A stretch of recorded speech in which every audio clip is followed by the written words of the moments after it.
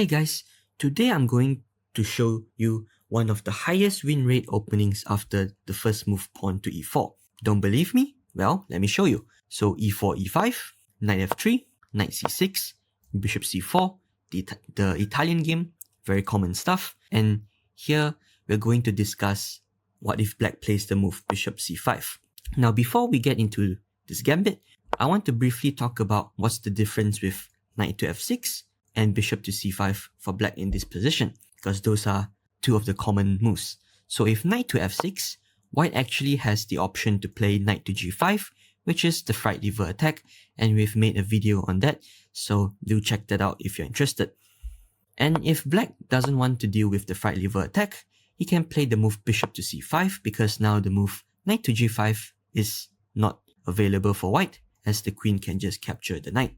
So black usually plays bishop c5 instead of knight f6 first to avoid any fright lever attacks. So here we're going to castle, and after knight to f6, as you guys can see, the move we're going to recommend is pawn to d4, which is also known as the Deutz Gambit. Pawn to d4 is not as popular, but it has the highest win rate with 59% compared to the other moves. So what's going on here after pawn to d4? The white pawn is attacking the black's bishop. It's also attacking the black pawn, but the white pawn on d4 is actually only defended by two pieces, right? The knight and the queen. Whereas black actually has three attackers on the white pawn with the bishop, the pawn, and the knight, right? So three attackers, two defenders, which means that black can actually capture the pawn, which is why this is a gambit. So, and those are the three main options for black in this position. So let's first discuss what if black captures with the pawn. Pawn takes d4. Now we're going to play the move pawn to e5, pushing our pawn forward and attacking this knight on f6. And again, black has three options here with the knight. He can play knight to e4, knight to g4, or pawn to d5. Three of these are the most popular options. And of course, he can play something like knight to g8, but that wouldn't really make a lot of sense, as black is just undeveloping his own knight, and that's good for us. So let's first see what if knight to e4. This move is not very good for black because we can continue with queen to e2, attacking the knight, and the knight is already in trouble. The knight on black's knight on e4 here actually has no squares to escape, because if he goes to g5, both our knight and our bishop on c1 controls the square on g5, so he can't jump his knight there. And since our pawn controls these two squares as well, the knight also can't retreat backwards. The only try for black to protect his knight is to play something like pawn to f5, trying to support his knight, but here we just play en passant. And as you guys can see, this position is really losing for black, as the knight's in pin. There's no way of saving the knight. Even now, if he plays a move like pawn to d5, we have many moves here that we can play. We can capture, but the engine likes this move, knight to g5, which is a really strong multi-purpose move, as the knight advancing on g5 attacks knight. It's going to support the pawn push to f7 in the future for future attacking ideas, and it also opens up queen h5 check. For example, let's say if we capture on g7 on the next move, and then white can play queen h5 check. So this is already just completely losing for black. Now similarly, if black tries to defend this way instead with this pawn, we just en passant again. And if black plays pawn to f5, again there's no problems for us in this position, because now black cannot castle kingside as our bishop controls this diagonal. We can capture this pawn, or we can even play a move like knight b to d2 to put extra pressure on the e4 knight as you want to capture it. Okay, now let's see what if black tries to respond with pawn to d5. So instead of protecting his knight on f6, black chooses to push up his d5 pawn to attack our bishop on c4 at the same time. So here we just capture the knight, and after pawn takes, we can play either pawn takes g7 or rook e1 check. Both of them essentially almost transposes into the same variation. So let's say rook e1 check, bishop e6, and captures, which is almost the same thing as captures first, rook g8, and then rook e1 check, followed by bishop to e6. So after that, we're going to play the move bishop to g5, attacking the queen on d8. Black can't capture, as our bishop is protected by our knight. Now already, this is already not an easy position for black to play because the queen is under attack. He cannot play a move like pawn to f6 because that would just leave the bishop on e6 hanging. And if black tries to block this bishop attack on the queen with, let's say, a move like knight e7 or bishop e7, either one of those pieces is currently defending the d4 pawn, right? So the bishop is defending, the knight is defending. So if, let's say, he plays a move like knight to e7, that would remove a defender on the d4 pawn, and also it would just black would just voluntarily pin himself with the knight to the queen. And if he plays a move like bishop e7, white probably can just captures, and after, doesn't matter whether he capture back with the queen or with the knight, white can regain this pawn on d4 already, and he still has this nice pin on the e-file. So, like I said, it's not easy for black to play, which is why the most played move here according to the database is queen to d5. So, black moves his queen out of the way, tries to put some pressure along with the bishop, and the queen is just trying to stay as close as possible to all of his pieces in an attempt to defend all his pieces at the same time. But we have a really nice counter for this queen move, which is knight to c3. Now, black cannot capture our knight because we can just take the queen for free, as the bishop cannot recapture due to the pin. So, if black cannot capture our knight on c3, which means he has to move his queen. So, let's say he moves his queen here to f5, which is the most played move as well. Now, we can continue with the move knight to e4, putting pressure on this bishop on c5, but more importantly, our threat is to play the move knight to f6 check and attacking the rook. So if black plays a move like rook takes g7, trying to capture the pawn first, so now that if knight to f6 check, maybe he runs his king, let's say, to f8, and we cannot capture the rook. But here we have an even stronger reply with knight to h4, and the queen is almost trapped. So what do I mean by that? At first glance, seems like the queen has many moves to escape, right? He can play queen g4, queen e5, or queen to d5. But all of those moves doesn't work because if queen to g4, we have knight f6 check, winning the queen. If he plays queen to e5, same thing, knight f6 check, our rook hits the queen. And if he plays queen to d5 here, knight to f6 again, hits the king, hits the queen. And white's queen has no other options to go then. He can't take our bishop because our knight protects, and all the other squares are covered by our pieces. So this already is a pretty easy win for white. And over here, if let's say black doesn't capture the pawn, and he tries to defend with, let's say, bishop to e7, bringing the bishop back to cover this square, we just capture the bishop on e7, and after knight takes, we can capture this pawn on d4 with our queen, and our queen is really strong now as it's controlling many squares on the center, right?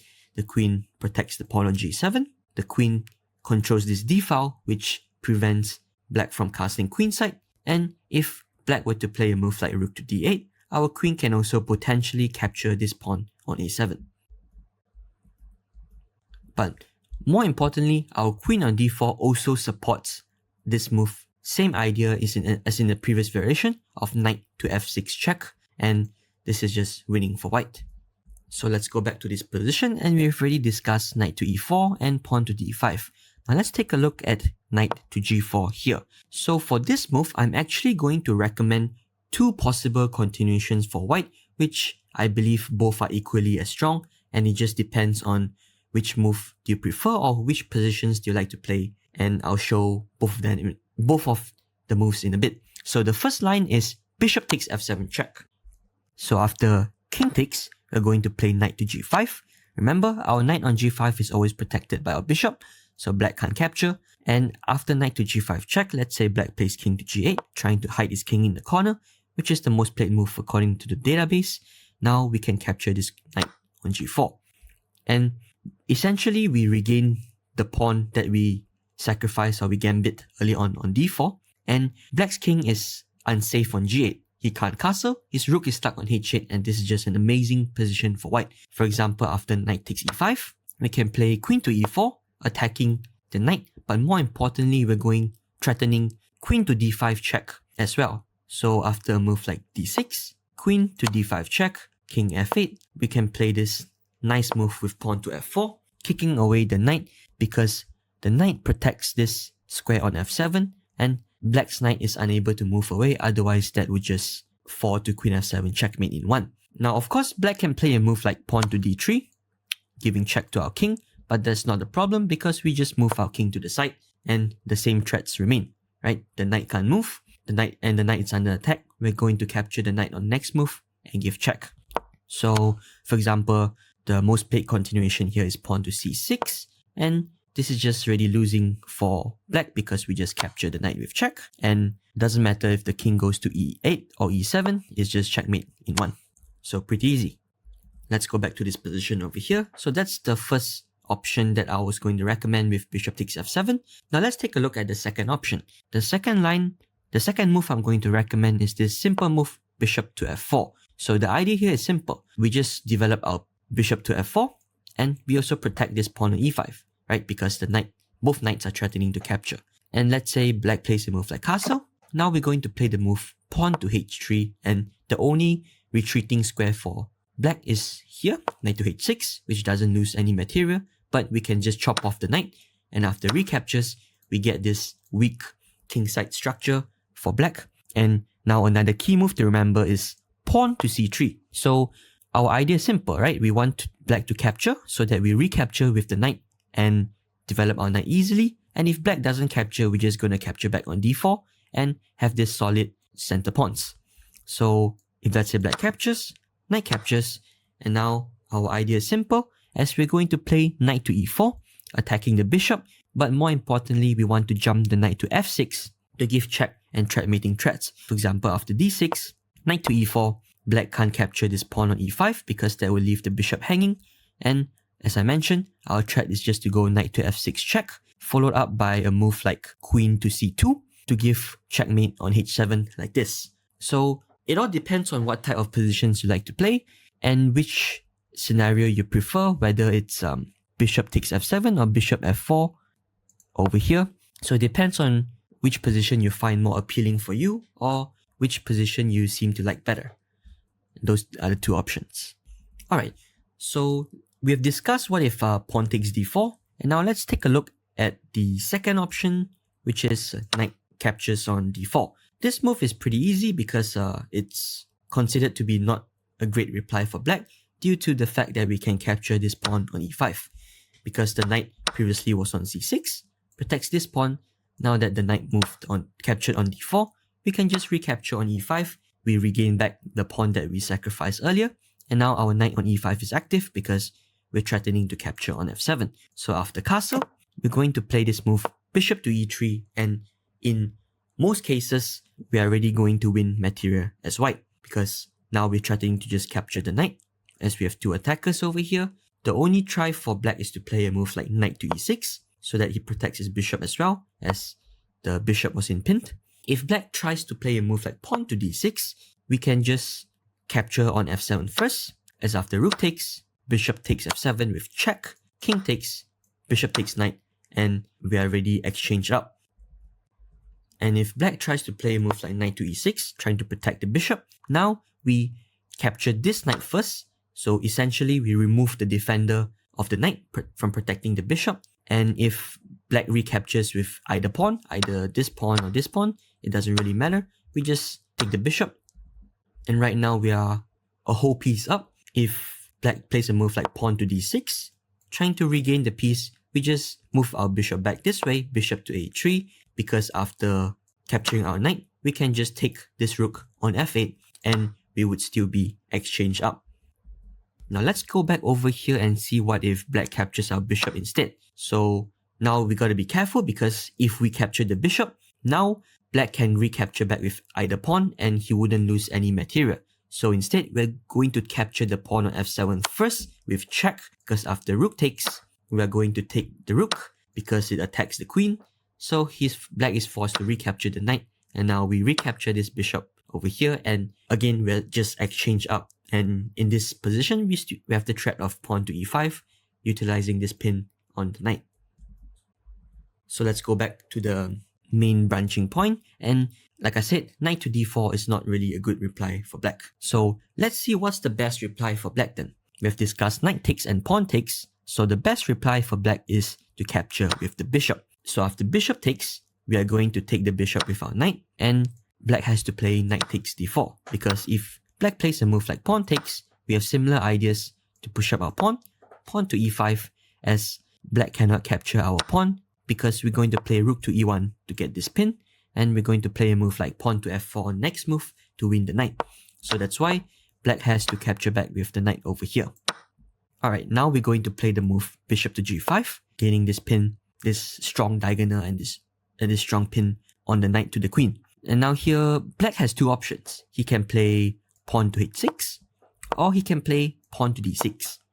So let's see what if he plays pawn to h6 first. We're just going to retreat the bishop, and if black tries to get all aggressive with pawn to g5, trying to get our bishop away from this annoying pin, because since black hasn't castled kingside, he can afford to do so and push up his pawns, as maybe he can just develop his pieces later on and try to castle queenside. So he doesn't have to castle kingside as his pawns are pushed up. But now we have a really nice tactical play with pawn to f4. So we just give up this bishop for free, because if pawn takes bishop, we are going to play pawn takes e5, and there's just too many threats going on in this position at the same time. The knight is under attack both by the pawn and the rook. If this knight moves, that will allow us to play bishop takes f7 check, and at the same time, the knight on d4 is under attack from our queen as well. So there's just too many threats for black in this position, and if black captures this way instead with the pawn, that just leaves the knight hanging, and we can just recapture. That's no problem.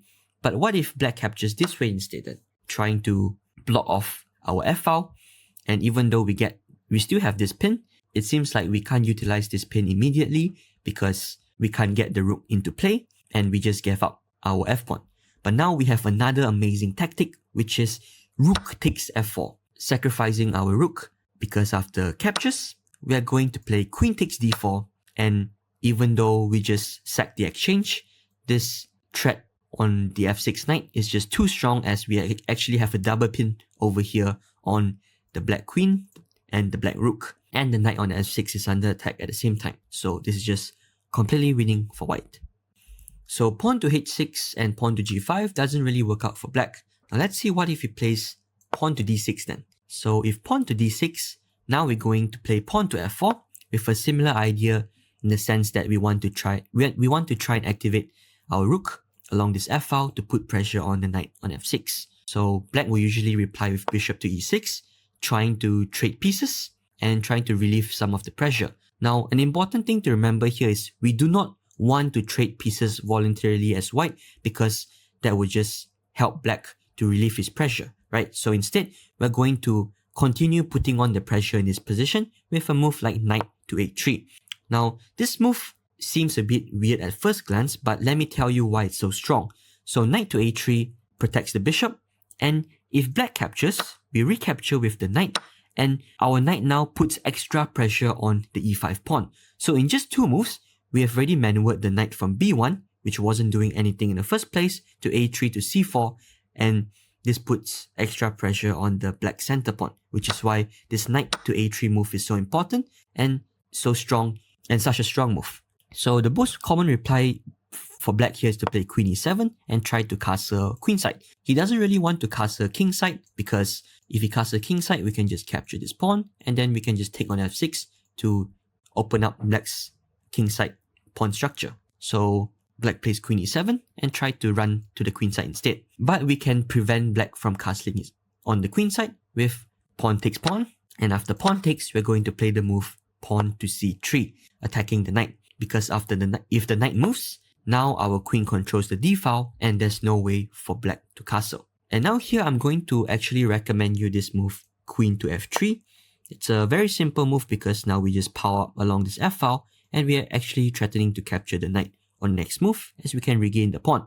And now you might be wondering, wait, but queen to f3, doesn't that allow queen to c5 check? And does it blunder our bishop? So let's see. So queen to c5 check, let's say we play king to h1, black captures our bishop for free, because if we capture, black can just capture with the queen, right? So is queen to f3 a blunder after all? Nope, because now we have this amazing in-between move with pawn to b4, attacking the queen first.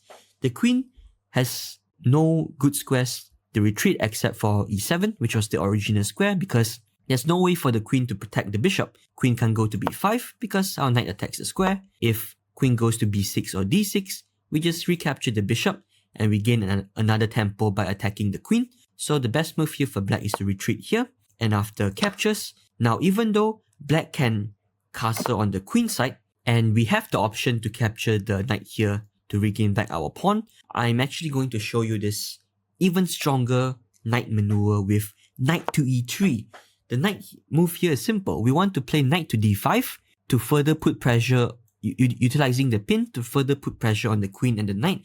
Or we have another option to actually jump to f5 and to attack the queen and capture this pawn instead. So that's why this knight to e3 move is so strong. If black tries to play a move like rook to d3, trying to pin our knight, that's not a problem, because now we have a nice tactic with knight to d5 giving away our queen, because if queen takes, we are going to recapture black's queen with check, and after, let's say, knight takes, we just take the rook and we are just exchange out. So black can't play a move like rook to d3, and he has to play something like queen to e6, trying to get out of this nasty pin as soon as possible. So now we don't have knight to d5 because we don't attack the queen anymore, but we have knight to f5 attacking this pawn on g6. If black tries to defend it with the rook, it's no problem because we just capture, and after rook captures, bishop takes f6.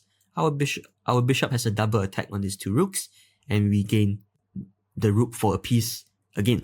So if black tries to play a move like pawn to g6, there's actually a really nice way for us to win, and we play the move knight to g7 here.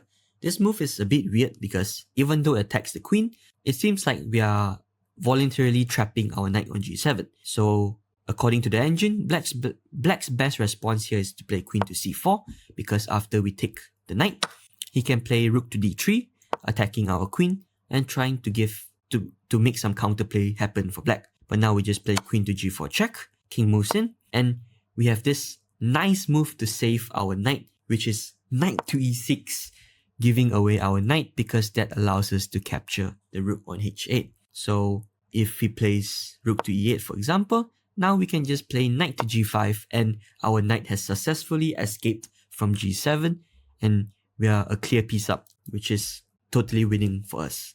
Now before we end the video, I would also like to point out that bishop captured, if instead of queen c5 check, we've seen that we just move the king, and after takes, we play pawn to b4 so we don't lose the piece. But what if black captures our bishop first?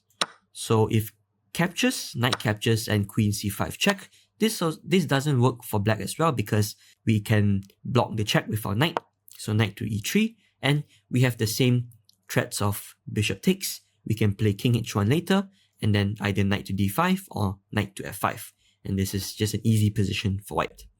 So that's all for today's video, and congratulations on learning on how to play the Deutz Gambit. In our previous videos, we actually showed some variations for black, for example, bishop to c5 here, and we also showed if knight c6, bishop c4, what if black played knight to d4, which was the Blackburn shilling gambit, and we also showed what if black played this sneaky knight takes e4 move in the fried liver attack. So if you're interested in learning on how to counter all these moves and learning on how to crush early queen attacks from black, then check out our previous video. Thanks for watching, and we see you in the next video.